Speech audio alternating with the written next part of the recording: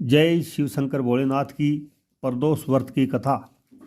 प्राचीन काल में एक गरीब पुजारी हुआ करता था। उस पुजारी की मृत्यु के बाद उसकी विधवा पत्नी अपने भरण पोषण के लिए पुत्र को साथ लेकर भीख मांगती हुई शाम तक घर वापस आती थी।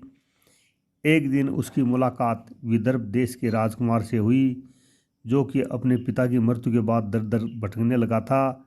उसकी यह हालत पुजारी की पत्नी से देखी नहीं गई। वह उस राजकुमार को अपने साथ अपने घर ले आई और अपने पुत्र जैसे ही रखने लगी। एक दिन पुजारी की पत्नी अपने साथ दोनों पुत्रों को शांडिल्य ऋषि के आश्रम में ले गई।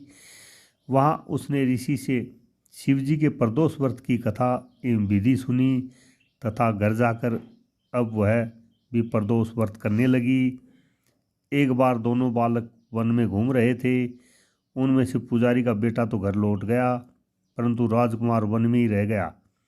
उस राजकुमार ने गंधर्व कन्याओं को क्रीड़ा करते हुए देखा तो उनसे बात करने लगा। उस कन्या का नाम असुमति था। उस दिन वह राजकुमार घर देरी से लौटा।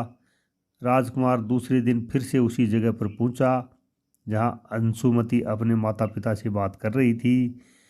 तभी अंशुमति के माता पिता ने उस राजकुमार को पहचान लिया तथा उससे कहा कि आप तो विदर्भ नगर के राजकुमार हो ना, आपका नाम धर्मगुप्त है।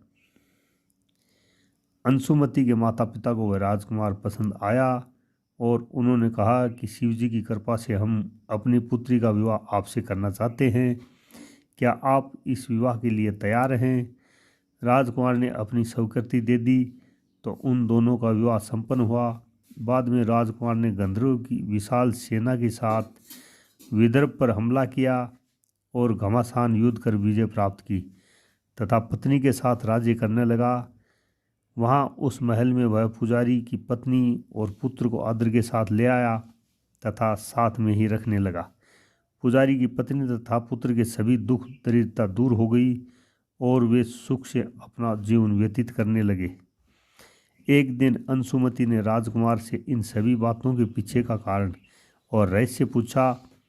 तब राजकुमार ने अंशुमति को अपने जीवन की पूरी बात बताई और साथ ही प्रदोष व्रत का महत्व और व्रत से प्राप्त फल से भी अवगत कराया।